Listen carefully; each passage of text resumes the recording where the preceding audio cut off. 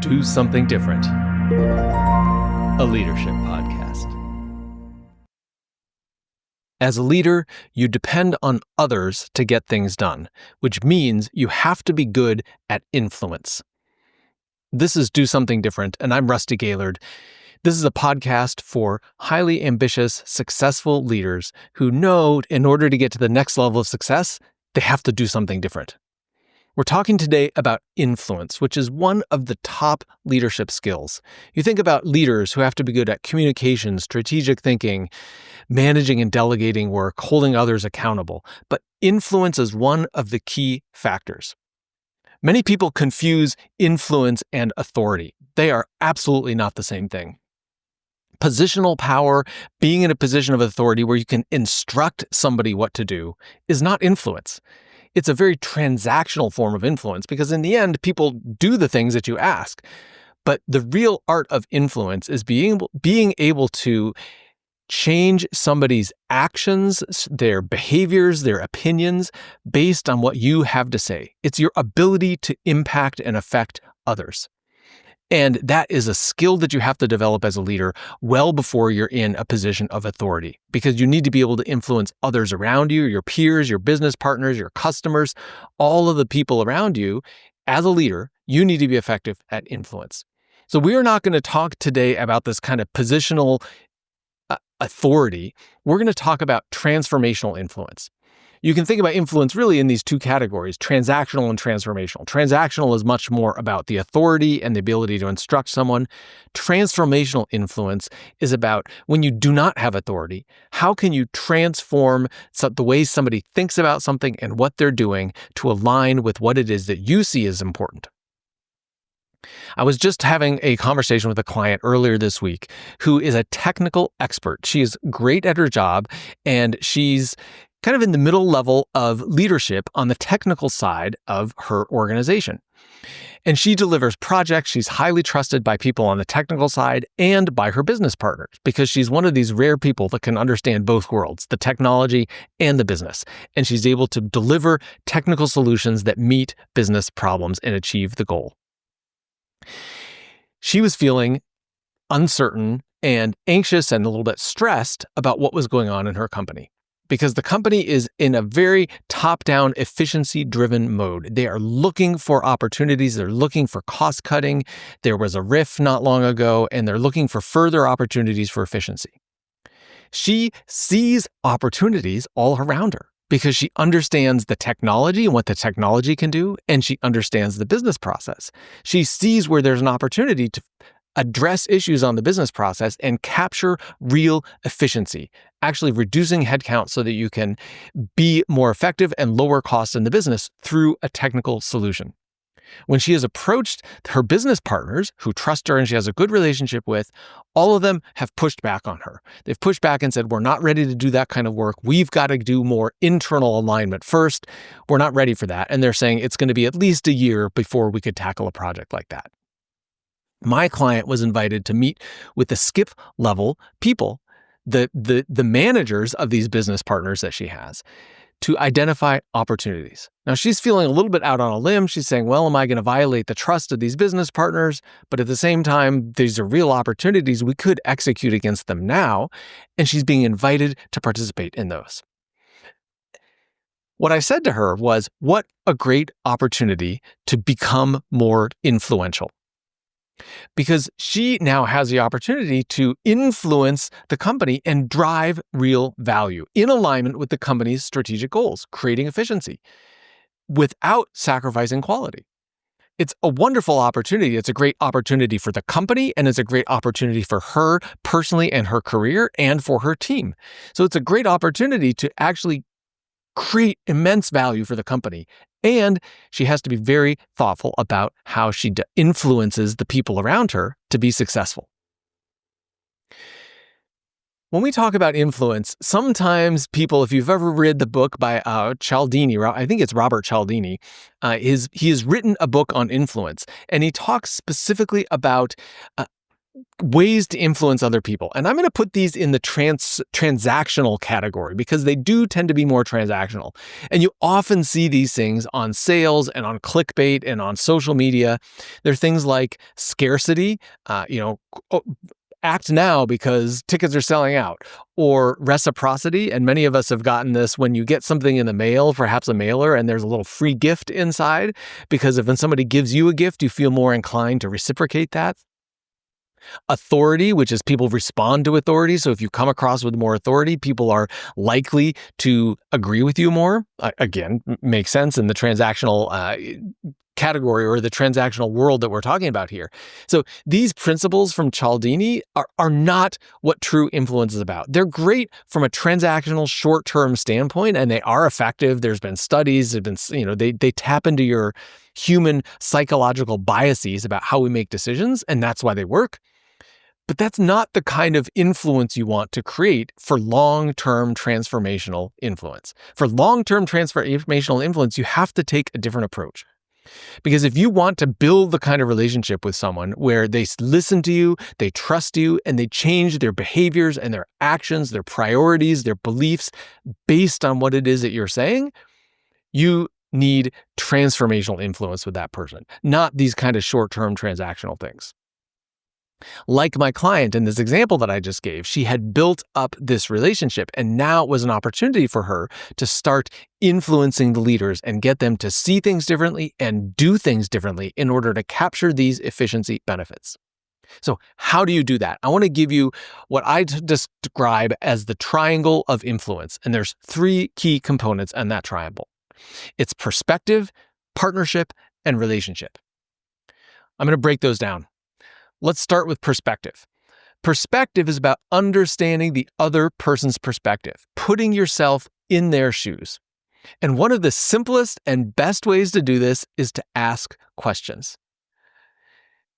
I've done many exercises when I've done group and team trainings where I ask people to use questions to understand the other person. And I will tell you, it is surprisingly difficult for people. It's understandable. Most of us want to be the one with the answer. When somebody says, this is a problem that I have, it's way more likely as a leader to give them an answer rather than to follow up with a question to go deeper. But if you want to be effective at influence, you really need to understand their perspective, and understanding their perspective requires more questions to go deeper. The problem is you get to the position where you are as a leader by solving problems, by having solutions, by answering questions. So when somebody brings a problem to you, your first inclination is to solve it, or to give them an answer, or point them in a direction where they can go. And I encourage you, rather than doing that, to ask questions to go deeper. Oh, that's an interesting problem. Tell me more about that. What is the impact of that? How long have you had this problem? What have you tried to address it? There are many questions you can ask to dig deeper on the problem that's presented to you so that you understand their perspective. Perspective is everything, because in order to influence someone, you have to know where they're coming from. And that's about perspective, and questions is your way to get there. So that's perspective. The second leg of the triangle is partnership. And partnership is fundamentally about finding where is there common ground. Where can you agree on something? Where can you operate as partners rather than as adversaries? A lot of people come into influence thinking, well, they're there and I'm here. We've got these different perspectives and I got to try to convince them to see it my way. Rather than seeing it as an adversarial or a conflict kind of situation, can you see it as a kind of situation where you're actually aligned and have different perspectives right now, but you share a common goal? If you can find that common goal, that's where the partnership comes in.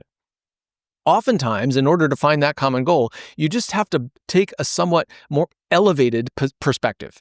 What I mean by that is thinking about, if you both think about it from a company standpoint, oftentimes the company has some pretty clear goals. And even if you're in different organizations, you can align behind those goals that the company has.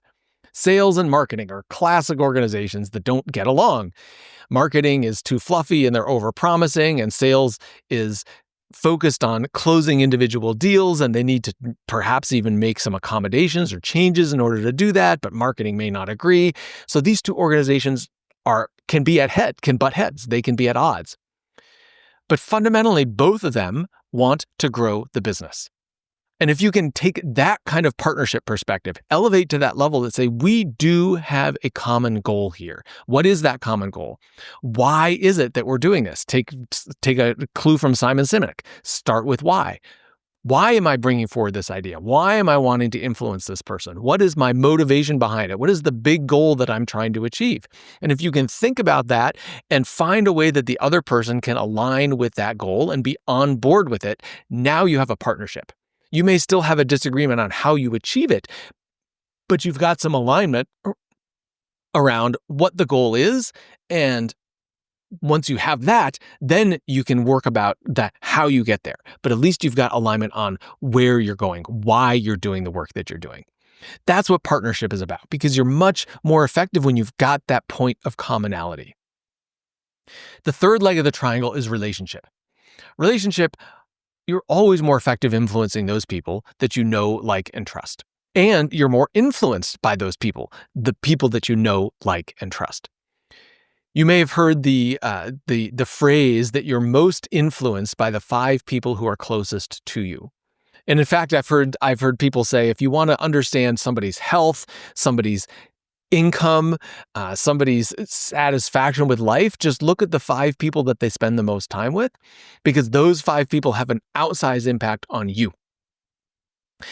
We are heavily influenced by the people that are close to us. So if you want to be effective at influence, you have to have a strong relationship with someone. How do you build a strong relationship with someone? Clearly, there's time involved and so on, but I'm going to give you 2 specific things that you can do that can boost the strength of your relationship with others. Number 1 is to practice candor, because people trust you if they know where you're coming from. If you have hidden agendas and you're not saying things and you're hiding and you're gossiping behind people's back, they're going to be way less likely to trust you. And if they don't trust you, you're never going to have a good relationship. So if you want to build trust, candor is one way to do that. Find a way of expressing, in a non-confrontational way, your direct opinion.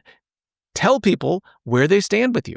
Tell them when you disagree with them. Tell them when you think they're not doing a good job. When people can trust you to be honest with them, that is going to strengthen the relationship. Oftentimes we're afraid that it's going to weaken the relationship because we think, oh, I'm being critical, they're not going to like me. You need to find a way to express these things by investing in the other person. I will have a whole separate conversation on candid conversation and how to do that effectively, but your willingness to wade into those difficult conversations builds trust with other people because they know you can handle it, they know that you're investing in the relationship, and they know exactly where they stand with you. A complementary piece with candor is vulnerability. And when I talk about vulnerability, I'm not talking about the inappropriate sharing of personal items or things that are going on outside of work. I'm talking about a willingness to step forward and have conversations that maybe feel a little risky or a little bit uncomfortable, or to make suggestions that you think, oh, it might be safer to keep my mouth shut. But to find a way to step forward and bring your best ideas and show up as your best self on a day-to-day basis. Because let's face it, there's risk associated with that. I get it. We always worry about how other people are going to react. If I say this, is it going to damage my reputation? Is someone going to think less of me? Taking action even when you have those thoughts, that's what vulnerability is about. Because it's a willingness to take a little bit of a risk, an appropriate risk in the business context, sharing something of yourself, sharing your best ideas, sharing your opinions. So it's this combination of candor and vulnerability that people start to build trust with you, because they see you're willing to do things that are difficult, because you're stretching yourself to be more open and share your best ideas and give feedback to others. They know where they stand with you. That builds trust. And trust, of course, is the foundation of any good relationship. So these are the 3 elements, or the 3 legs of the triangle of influence. They're perspective, partnership, and relationship. So let's talk about a simple example about how to apply those things or how they might show up at work. When I worked at Apple, one of my roles there was leading the global sales forecast. So I was working in finance. We partnered with the sales team to build a forecast, and we updated it every week. What products we're going to sell in what regions all around the world. I partnered with regional teams because, of course, there were teams all in Europe and in Asia and in the Americas that were building their forecasts. And I was the central I had the global perspective, and I was working with each one of these teams. They would build their forecast, we would roll it up, but there was always negotiation because I would look at their forecast and say, yeah, that's not right.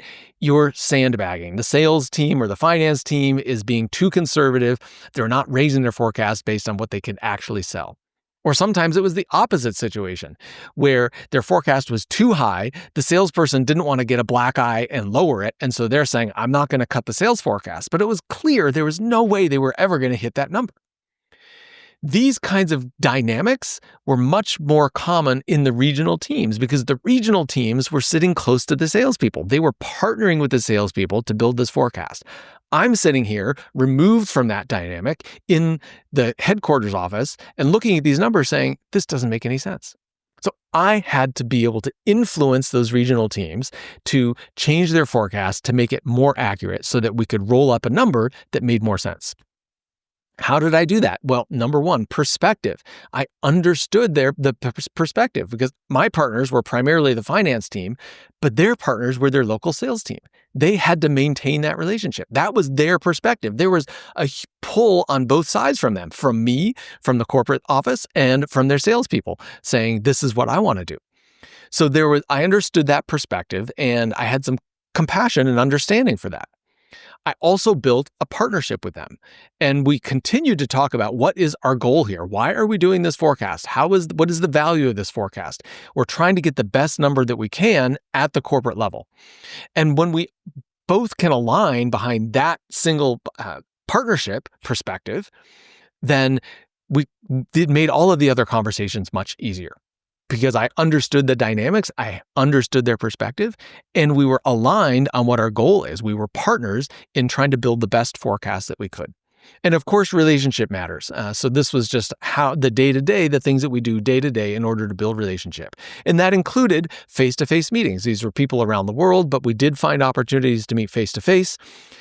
Having the difficult conversations, being willing to be vulnerable, being willing to say, I think that you might be sandbagging on this, but doing that in a way that's not confrontational and adversarial, but is willing to call people when you see something that doesn't look right.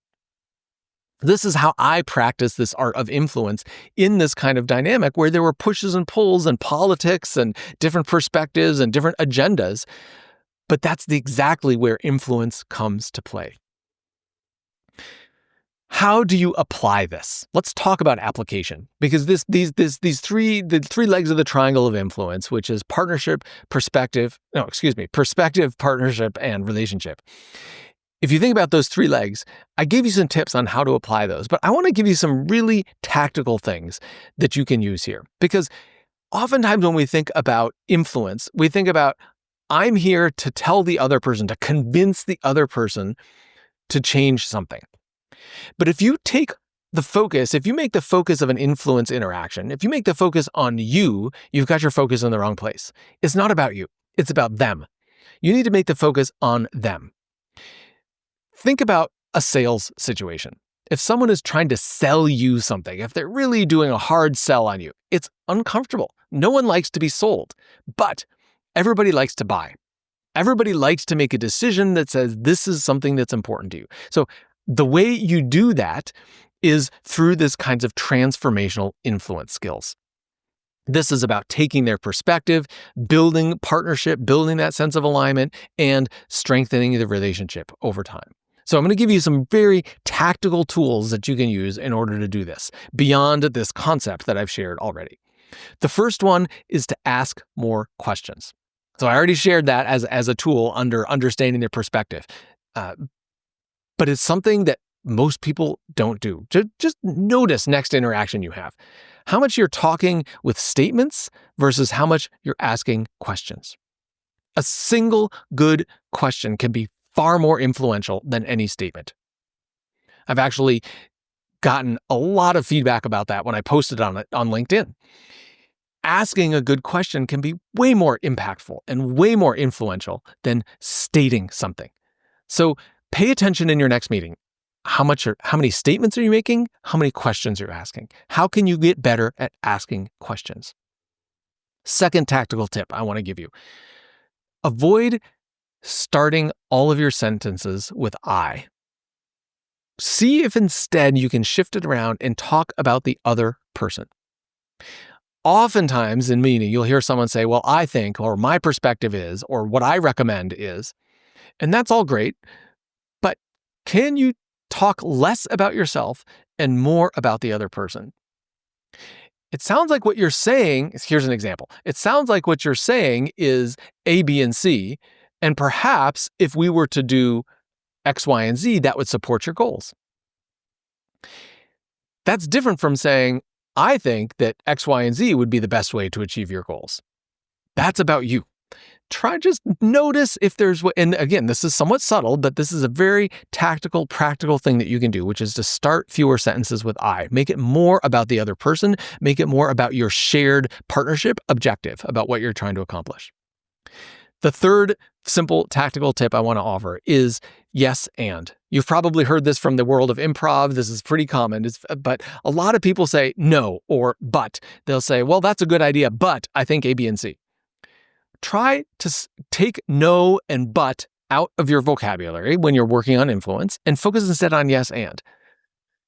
And so, well, that's a good idea, but could turn into that's a good idea, and I think we might be able to evolve it to be even more impactful. If you notice there's a slightly difference on there, because anytime you say but, it's kind of a little bit of a slap in the face towards the other person. So yes and can be a very powerful tool. So try these three tactical things. Asking more questions, pay attention to how much you do that. Don't start your sentences with I. Talk instead about the other person or about your shared objectives. And use yes and. These are some simple tools that you can apply around influence. But once again, it's in the application of this, not the knowledge of it, that you make a change. And you're not going to go from 0 to 100 just by listening to this podcast. You have to go out and practice this. So take these tips, take this triangle of influence, perspective, partnership, and relationship. Take these tactical tools that I gave you, asking more questions. Don't starting the sentences with I. Using yes and instead of no but. Take these practical tools and put them into application. Try it. Pick a meeting that's coming up on your calendar that's a point where you want to be influential and say, this is the tool I'm going to practice in this meeting. Try it, see how it goes, and just reflect on it. Notice how hard it is to change some of these habits. These are habits. They're all habits about the way you communicate, the way you think about influence, the way you approach these situations. That's fine. They're habits, but you can improve. And when you change these habits, you can improve and you can accomplish amazing things. It only requires one mental shift, and it's a willingness to do something different. Thanks for listening to Do Something Different. Make sure to subscribe, like, comment, and share with your friends. You can also find us on your favorite podcast platform. If you want additional content beyond what's on the podcast, make sure to follow me on LinkedIn and at my website, rustygaillard.com.